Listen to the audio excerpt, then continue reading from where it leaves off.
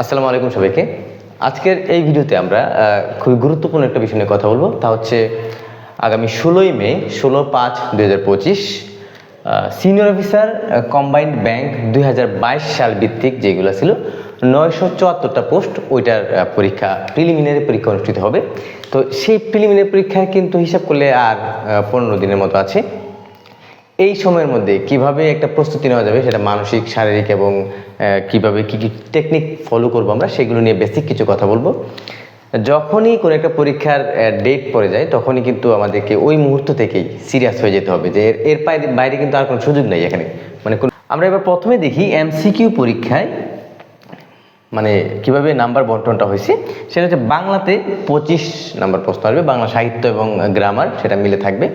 তো বাংলা সাহিত্য গ্রামারের ক্ষেত্রে ওই বিসিএস এর মতো একেবারে খুব ডিপ লেভেলের প্রশ্ন পড়ার দরকার নেই, বেসিক ভাষার প্রশ্নগুলি মূলত বাংলাতে আসে। আর কিছু প্রশ্ন ডিপ আসলেও সেগুলো ইগনোর করা যাবে, সমস্যা নেই। আপনারা এই প্রেক্ষিতে বাংলাতে এই পরীক্ষায় যেহেতু বিআইবিএম নেবে, বিআইবিএম কিন্তু আহামরি কোনো জটিল প্রশ্ন, খুব কঠিন টাইপের প্রশ্ন করে না, যেমন আগে আর্টস ফ্যাকাল্টি করতো। সেই হিসাবে আপনারা বিসিএস কেন্দ্রিক যে প্রিপারেশন নিচ্ছেন ওইটা দিয়ে কিন্তু এটা কভার হয়ে যাবে। ইংলিশের ক্ষেত্রে আমি সেম বলবো। ইংলিশের ক্ষেত্রে আপনারা প্রথম প্রায়োরিটি দেবেন যে আপনার প্রিভিয়াস যে প্রশ্ন আছে বিআইবিএম থেকে, মানে বিআইবিএম এর যে প্রিভিয়াস কোশ্চেন ব্যাংক আছে ওই ব্যাংকটা আপনারা ফলো করবেন, কি কি প্রশ্ন তারা করে ওইগুলো। তাও আমি আপনাদেরকে কিছু আগের বছরে কি কি টপিক থেকে প্রশ্ন আসছে সেটা আমি দিয়ে দিচ্ছি, সেখান থেকে আপনারা দেখে নেবেন।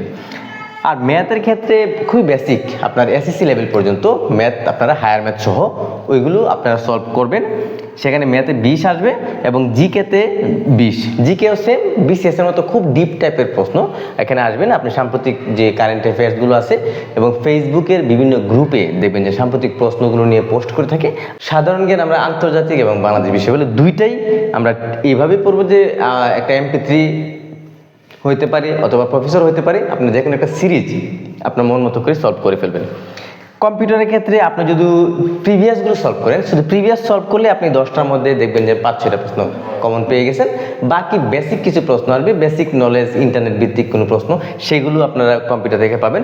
এখন আমরা কি কি ক্রাইটেরিয়াগুলো মেনটেন করবো, নর্মালি আমরা যেহেতু রুটিন হয়ে গেছে, এখন আমরা কি কি ক্রাইটেরিয়া, সেটা হচ্ছে প্রথম হচ্ছে দরজা বন্ধ করে পড়তে হবে। এটা হচ্ছে ফার্স্ট রুলস। আপনার যখনই পরীক্ষা 15 দিন পরে, 20 দিন পরে, 1 মাস পরে, তখন আপনার বাইরের দুনিয়া থেকে টোটালি বিচ্ছিন্ন হয়ে যেতে হবে। আপনি ম্যাক্সিমাম টাইম পড়ার মধ্যে থাকবেন। আপনার এর মধ্যে যাবতীয় যত কাজ আছে, যেমন ফেসবুক যে অ্যাকাউন্টটা আছে সেটা আপনি ডিঅ্যাক্টিভেট করে দিতে পারেন, অথবা আপনি ইম্পর্টেন্ট কিছু টপিক জানার জন্য যে বিভিন্ন চাকরির গ্রুপগুলোতে আছেন সেগুলো তথ্য নেওয়ার জন্য আপনি হয়তো আধা ঘন্টার জন্য আসতে পারেন। আর নেক্সট হচ্ছে কনফিডেন্স। আপনার কনফিডেন্স লেভেলটা স্ট্রং রাখবেন যে আমার এত পরীক্ষার্থী আছে, 2 লাখ 2.5 লাখ পরীক্ষার্থী আছে, মানে ভয় পাওয়া যাবে না। এই 974টা পোস্ট আছে, এই 974টা পোস্টের মধ্যে আপনাকে যেতে হলে আপনাকে কনফিডেন্সটা সেটা রাখতে হবে যে আমি যাই হোক আমি এর মধ্যে থাকবো, এই কনফিডেন্সটা নিজের মধ্যে রাখতে হবে। নেক্সট হচ্ছে সুস্থ থাকা। আপনার এই সময় যদি অসুস্থ হয়ে যান তাহলে কিন্তু আপনার বিশাল ক্ষতি হয়ে যাবে। সুতরাং সুস্থ থাকা তো নিজের হাতে না, কিন্তু আপনি যদি সতর্ক থাকেন তাহলে কিন্তু অনেকভাবে সুস্থ থাকা যায়। আপনি খাবার দাবার ক্ষেত্রে মেনটেন করবেন, বাইরের খাবারগুলো এড়িয়ে চলবেন, যেখানে আনহেলদি লাইফ আছে সেগুলো এড়িয়ে চলবেন। তো সুস্থ থাকার ক্ষেত্রে আপনি ফ্রুটস খাইতে পারেন, ঠিক আছে, ভালো ভালো খাবার খাবেন যাতে করে আপনার এটা ব্রেনেও কিন্তু কাজে লাগবে। এটা আপনার টিউশন নিয়ন্ত্রণ করবেন কিভাবে, আপনার টিউশনি যদি থাকে আপনি টিউশনটা কিভাবে কমানো যায়, টিউশনি কিভাবে কম পড়ানো যায়, যেখানে আগে 1.5 ঘন্টা পড়াতেন সেখানে 1 ঘন্টা পড়ালেন, অথবা টিউশনে একদিন কম যাওয়া যায় কিনা, ঠিক আছে। এই সময়টা যেহেতু 15 দিন আছে, সেই সময়টার মধ্যে আপনি ন্যূনতম টিউশনিটা করাবেন এবং পরীক্ষার আগে যখন পরীক্ষা শুরু হয়ে যাবে আপনি তার 4-5 দিন আগে চেষ্টা করবেন একেবারেই টিউশনিটা কীভাবে বন্ধ রাখা যায়। আপনি তারপর হচ্ছে প্রশ্ন সম্পর্কে পূর্ণ ধারণা। প্রশ্নটা কিভাবে আসবে আপনার একদম প্রপার নলেজ থাকতে হবে। হঠাৎ করে প্রশ্ন পায়েন মানে পরীক্ষা দিলাম ওইরকম না। আপনি প্রশ্নটা যখন আগের বছরের কি কি প্রশ্ন আসে এগুলো যখন সলভ করবেন, টোটাল প্রশ্ন সম্পর্কে আপনার কিন্তু ধারণা থাকবে। বিগত বছরের প্রশ্ন সলভের কথা বলছি, বিগত বছরের প্রশ্ন অবশ্যই সলভ করবেন। আপনি যদি কিছু না পড়েন তাও বিগত বছরে যতগুলো ব্যাংক ম্যাথ আছে, ব্যাংকের যে প্রিভিয়াস যে প্রশ্নগুলো আছে, জিকে হোক অথবা ইংলিশ হোক, আপনি যদি বিগত বছরের প্রশ্নগুলো সলভ করে ফেলেন তাহলে আপনার মধ্যে একটা ভালো কনফিডেন্স থাকবে। যে এবার নতুন বইয়ের ক্ষেত্রে বলি কি, আপনারা অনেক সময় থাকে পুরনো বই অনেকে পড়েন, তো নতুন বই সুবিধা হচ্ছে নতুন কয়েকটা প্রশ্ন ব্যাংক যেগুলো রিসেন্ট পরীক্ষা হয়েছে গত 5-6 মাসের মধ্যে অথবা বছর খানিকের মধ্যে, সেগুলো কিন্তু নতুন বই থাকবে। 4-5 বছরের পুরনো বই অনেকে পড়ে থাকে, সেটা বাদ দিয়ে আপনার নতুন বই নিয়ে আসেন। নতুন নেক্সট খুব ইম্পর্টেন্ট পরীক্ষার হলে, তা হচ্ছে টাইম ম্যানেজমেন্ট। পরীক্ষার হলে আপনার টাইম কীভাবে ম্যানেজ করবেন। পরীক্ষায় আপনার একটা অঙ্ক করতে গিয়ে আপনি 5 মিনিট সময় নষ্ট করলেন, কিন্তু তাতে করে আপনি পরবর্তীতে গিয়ে জিকে গিয়ে অথবা কম্পিউটারে গিয়ে আপনি প্রশ্ন টাচ করতে পারলেন না, হয়তো বা কম্পিউটারে 10টা প্রশ্ন আপনি টাচই করতে পারলেন না, কিন্তু সেখানে আপনি ম্যাথে অনেক সময় দিয়ে ফেলছেন। সুতরাং ম্যাথে আপনি যখন একটা বড় ম্যাথ পাইলেন সেটা আপনি ইগনোর করবেন। আপনার 25টা ম্যাথ আসছে 20টা ম্যাথ, ওই 20টা ম্যাথের মধ্যে দেখা গেল আপনার যে বড় কঠিন জটিল মনে হচ্ছে এরকম 2 থেকে 3টা থাকবে, তাই না? এই 2টা আপনার যদি মনে হয় যে আপনি পারতেছেন না, সেগুলো আপনি স্কিপ করে ফেলেন। আপনি এখানে যদি আপনি একটা ম্যাথের পিছনে 4-5 মিনিট খরচ করেন, 2-3টা ম্যাথের পিছনে 10 মিনিট খরচ করে ফেলেন, তাহলে কিন্তু হবে না। কারণ আপনি পরবর্তীতে কম্পিউটারে 10টা প্রশ্ন অ্যান্সার করতে আপনার হয়তো সর্বোচ্চ 5 মিনিট সময় লাগবে, জিকের 20টা প্রশ্ন অ্যান্সার করতে আপনার এরকমই 5-6 মিনিট সময় লাগবে। তো লাস্টে শুধুমাত্র 10 মিনিট রাখতে পারলে আপনি 20 এবং 10 এই 30 নাম্বারের প্রশ্ন সলভ করতে পারবেন লাস্টে 10 মিনিটে। এটা কিন্তু বুঝতে হবে। সুতরাং আপনারা কখনোই একটা জায়গাতে সময় অপচয় করবেন না। আপনি বাংলা, ইংলিশ, জিকে, কম্পিউটার এগুলোতে এই 3টা পার্ট, এই 4টা পার্ট, এদেরকে আপনি দিবেন 30 মিনিট।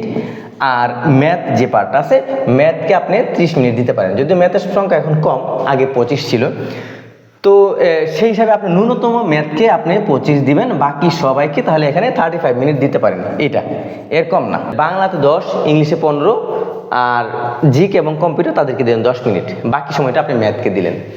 এইভাবে কিন্তু খুব সহজে আপনারা যদি সলভ করেন তাহলে ম্যাথ পাচ্ছে 25 মিনিট। টাইম ম্যানেজমেন্টটা প্রপারলি থাকবে। যদি এক্সাম ডেতে চিন্তা করি এবং ঢাকা, মানে কি আপনার পরীক্ষা যদি ঢাকায় হয়, ঢাকায় তো হবে পরীক্ষা, তো অনেকে থাকে দূর জেলা থেকে সকালে এসে পরীক্ষা দেয়, এটা কিন্তু আত্মঘাতী হয়ে যাবে। আপনার পরীক্ষায় একটা জ্যাম হয়ে যেতে পারে রাস্তায়, সেই জ্যামের জন্য পরীক্ষা দিতে পারবেন না, এরকম অনেক হবে।